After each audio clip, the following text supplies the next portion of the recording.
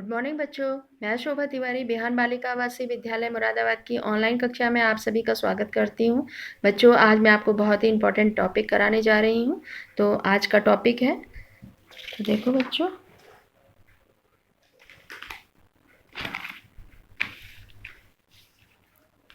आज का टॉपिक है इज, आर और एम। तो आज हम इन तीनों वर्ड्स के बारे में जानेंगे कि किस तरीके से इन तीनों वर्ड्स का प्रयोग किसी सेंटेंस के अंतर्गत करते हैं। ठीक है, तो सबसे पहले जानेंगे कि किन किन किस कंडीशन पे हम इन तीनों का प्रयोग करते हैं। अवस्था और गुण धर्म बताने के लिए, यानी कि किसी भी व्यक्ति या वस्तु की अवस्था क्या है, उसके गुण क्या है, इन चीज़ों को बताने के लिए हम एज, आर और एम का प्रयोग करते हैं। तो देखो, जैसे एग्जाम्पल है, सोहन ईमानदार है, मोबाइल सस्ता है। तो यहाँ पर सोहन ईमानदार है, यानी कि सोहन के बारे में बताया जा रहा है, सोहन की अवस्था के बारे में बताया जा रहा है, उसके गुणधर्म के बारे में बताया जा रहा है। तो इस तरीके से इन तीनों वर्ड्स का प्रयोग हम इन कंडीशन पे करते हैं। ठीक है, अब इसके बाद में आता है आपका इसका स्ट्रक्चर क्या है। स्ट्रक्चर बच्चों, मैंने आपको जब मैं पहली वीडियो कराई थी जिसमें हमने आपको स्टेप्स ऑफ लर्निंग इंग्लिश कराए थे, तो उसमें हम आपका आज तीसरा स्टेप जो था आपका, वो सेंटेंस में था। तो सेंटेंसों को किस तरीके से बनाना है वो अब हमारा आज से शुरू होता है। तो उसमें देखो, सेंटेंस, इस ऐसे सेंटेंस का जो स्ट्रक्चर रहेगा वो रहेगा subject plus is, are, am plus noun slash adjective. बच्चों, सब्जेक्ट, सबसे पहले सब्जेक्ट क्या होता है। सब्जेक्ट यानी कि कर्ता, और यहाँ पर जो है उसको सब्जेक्ट कहते हैं जिसके बारे में बताया गया है। जैसे कि मान लो यहाँ पर है सोहन ईमानदार है, तो सोहन क्या है, इसमें सब्जेक्ट है, यानी कि सोहन के बारे में बताया गया है। अब है इज, आर, एम। अब इज, आर, एम का हम डिटेल में पढ़ेंगे कि किस तरीके से कौन इज आएगा या आर आएगा या एम आएगा। और उसके बाद में आपका नाउन और एडजेक्टिव। नाउन यानी कि एडजेक्टिव के बाद नाउन आना चाहिए या फिर एडजेक्टिव आना चाहिए। नाउन और एडजेक्टिव को हम डिटेल में आगे मैं आपको नई वीडियो बनाऊंगी, उसमें आपको बताऊंगी किस तरीके से नाउन क्या होता है और एडजेक्टिव क्या होता है। ठीक है बच्चों, तो अब देखो यहाँ पर एग्जाम्पल है, Mohan is a doctor. Mohan क्या है यहाँ पर, सब्जेक्ट। और फिर इज, आर, एम में से हम इसमें क्या लेंगे, इज। अ डॉक्टर, और डॉक्टर क्या है यहाँ पर, नाउन है। ठीक है, ऐसे ही दूसरा है, राम इज ऑनेस्ट। यहाँ पर राम क्या है, सब्जेक्ट है, क्योंकि राम के बारे में बताया गया है कि राम कैसा है। तो यहाँ पर इज, आर, एम में से हम इसमें से क्या लेंगे, इज लेंगे।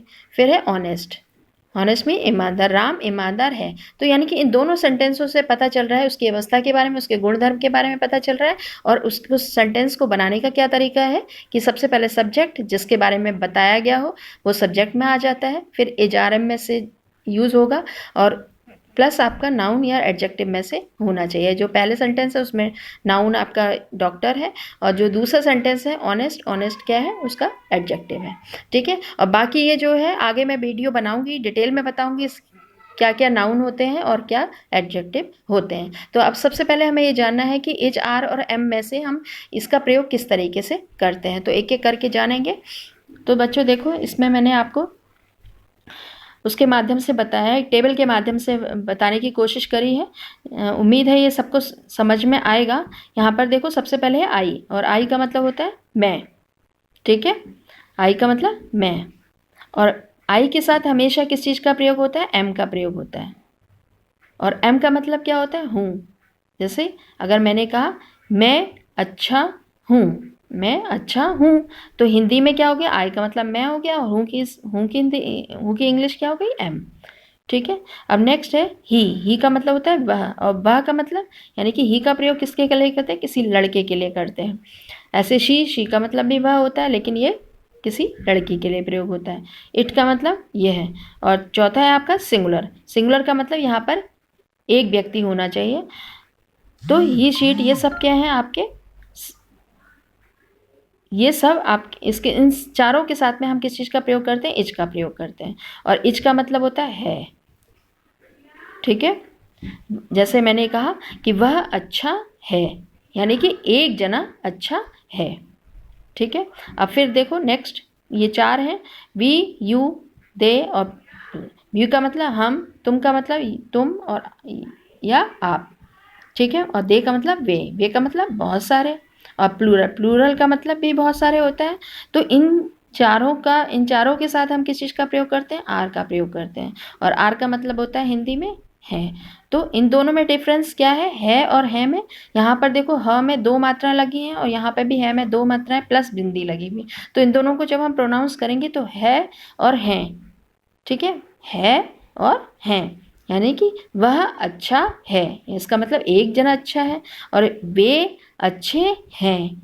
तो है और है में ये डिफरेंस है, ठीक है। तो इस तरीके से हम ये 3 अलग अलग हमने पार्ट्स में डिवाइड कर लिया है कि किसके साथ में क्या चीज़ प्रयोग होनी, किसके साथ में क्या चीज़ प्रयोग करनी है, ठीक है। उम्मीद है ये सबको समझ में आ गया होगा अच्छी तरीके से। अब आगे प्रैक्टिस करते हैं। तो देखो यहाँ पर है आपका join the words to make practice. अब हमें ये भी हमने टेबल के माध्यम से ली है और अब हमें इन वर्डों को जोड़ना है। जोड़ करके क्या बनाना है? जोड़ के प्रैक्टिस करनी है इसकी, और ये सेंटेंस के रूप में पढ़ना है। अब देखो ये जो टेबल है ये हमने जो पिछला अभी बताया था उसी के अकॉर्डिंगली उठाया है और लिखा है हमने। जैसे आई, आपको इसको कैसे पढ़ना है? I am hungry, I am hungry. फिर है you are hungry, we are hungry, they are hungry, boys are hungry. अब बॉयज़ क्या है? वहाँ पर हमने आपको प्लूरल लिखा था, अब यहाँ पे बॉयज़ लिखा है उसकी जगह पे बॉयज़ का मतलब होता है लड़के, और लड़के भी कितने? बहुत सारे। तो यानी कि इन चारों वर्ड के साथ में हम किस चीज़ का प्रयोग करते हैं? आर का प्रयोग करते हैं, ठीक है।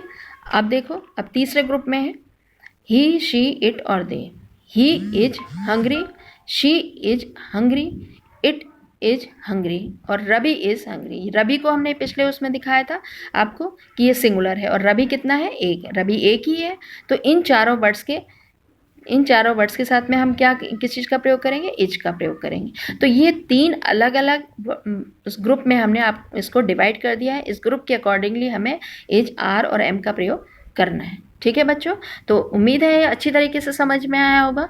तो एक बार हम इसको और इजी तरीके से आपको याद हो जाए, समझ में आ जाए एकदम, हम इसको स्टोरी के माध्यम से आपको बताते हैं। तो देखो बच्चों,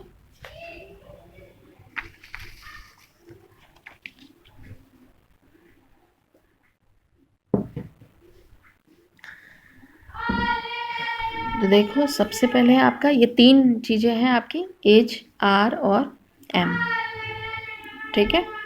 एज, आर और एम। एज, आर और एम में तीनों में बहुत अच्छी दोस्ती थी। ये बहुत ही छोटी सी स्टोरी है, सुनिएगा ध्यान से। एज, आर, एम में बहुत ज़्यादा दोस्ती थी, तीनों बहुत अच्छे दोस्त थे। तो एक बार क्या हुआ कि इन तीनों में अनबन हो गई और वो आपस में लड़ पड़े, उनकी लड़ाई हो गई और वो तीनों के तीनों अलग अलग बिखर गए, अलग अलग चले गए, अलग अलग रास्तों पर निकल गए, ठीक है। अब तीनों अकेले पड़ गए तो तीनों ने सोचा अब तो नए दोस्त बनाने पड़ेंगे क्योंकि इनसे तो काम चलेगा नहीं। तो एक एक करके सब लोग कहाँ गए?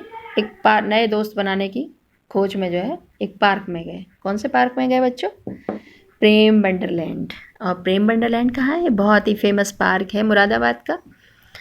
तो देखो सबसे पहले उस पार्क में कौन आया? एज आया, एज।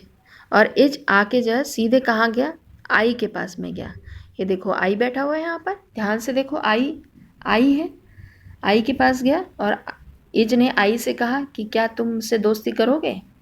तो आई ने कहा नहीं नहीं, तुम कहीं और जाओ, मैं तुमसे दोस्ती नहीं करूँगा। और फिर वो निराश होके जो है चला गया और फिर वो ग्रुप वहीं पार्क में जो है दूसरे स्थान पे गया और दूसरे ग्रुप के साथ में गया। उस ग्रुप में 3 लोग बैठे हुए थे, यू, दे, वी और दे, ठीक है।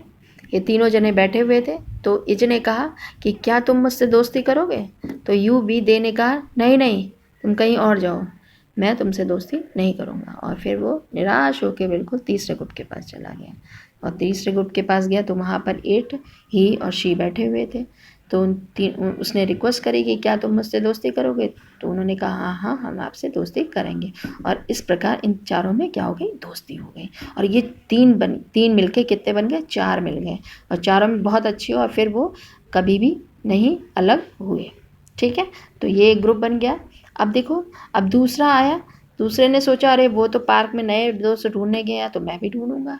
तो वो ढूंढते ढूंढते कहाँ पहुंचा, सीधे यू वी और दे के पास पहुंचे। उसने कहा क्या तुम मुझसे दोस्ती करोगे?